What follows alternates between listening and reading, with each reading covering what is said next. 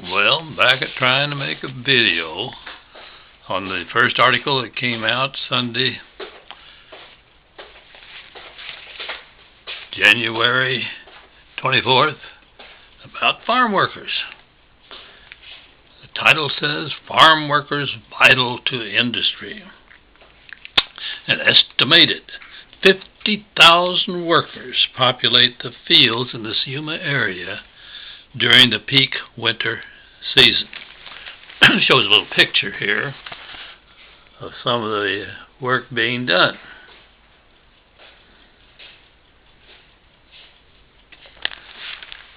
Kind of interesting to see that it's right outside of a little town too. Might be Somerton. Wouldn't surprise me. As I decided to use what's been done here by the writer for the YUMA Daily Sun, I thought, well, I'd better comment again about the fact that, I was superintendent at Somerton for 6 years. I taught then Gadsden for 6 at the end of my active educational career. One day down there in Gadsden, I wore a dark green, forest green shirt. And I was teaching junior high, talking to the students that day, and I kept feeling vibrations. And man, is my fly unzipped? Have I got a anti-Mexican signal of some sort here? These kids are not reacting to me in a normal way. Went into the lunchroom at noon, and the Mexican staff members said, that shirt says migra to these kids, the immigration people. And the immigration people sometimes treat these families rudely. They don't like you when you wear that shirt. That shirt never got worn again, and I went back just this week and checked, and it's no longer in my ownership, apparently. I couldn't find it in the closet.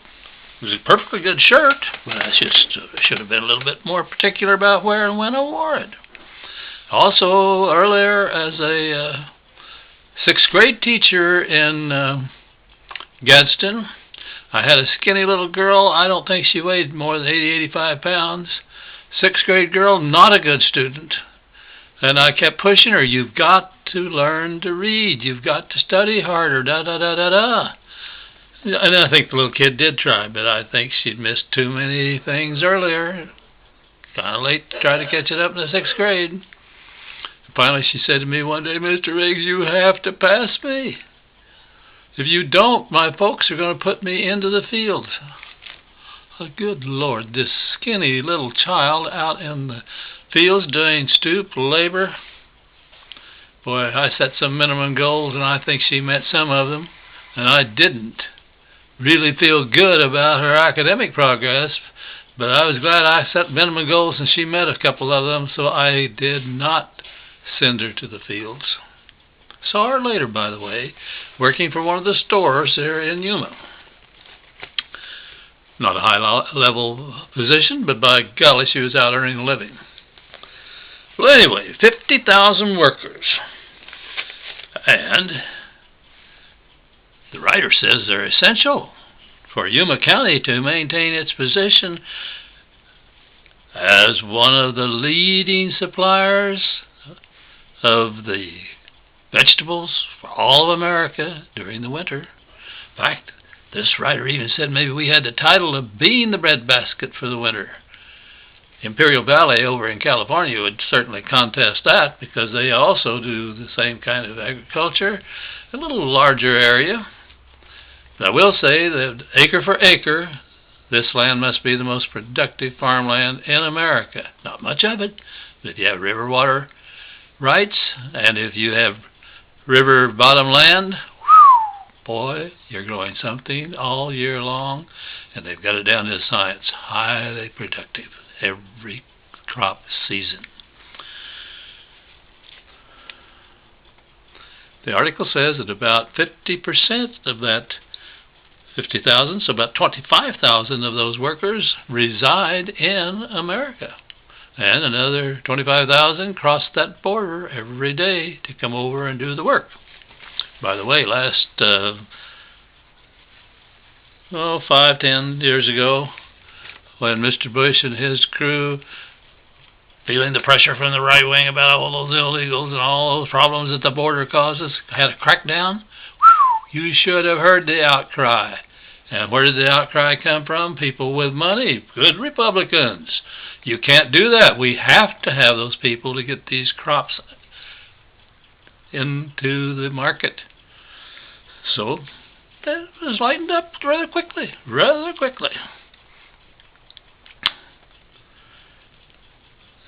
This article quotes a Mr. Ellsworth, who is the president of the YUMA Fresh Vegetable Association, and he says that this workforce is needed to plant, thin, weed, cultivate, harvest, move sprinklers, work in the coolers and in the salad plants. A lot of them are tractor drivers, machine operators too.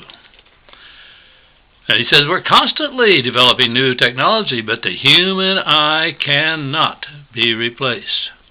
And he said furthermore, this idea that it's unskilled labor is a misnomer. Our field labor is not unskilled. Nothing could be further from the truth. It takes a worker's I lost my place. Good eye and constant precision and constant judgment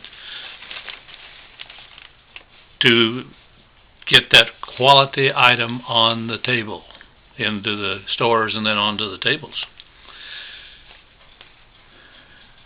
And he says it takes skill to wield a knife, a sharp knife, all day in a field while constantly on the move. Boy, I'll tell you, when we were up close, personal, where we could watch a field here near the town of Yuma, with the workers harvesting celery, I was amazed that each row that was being harvested was strictly manual.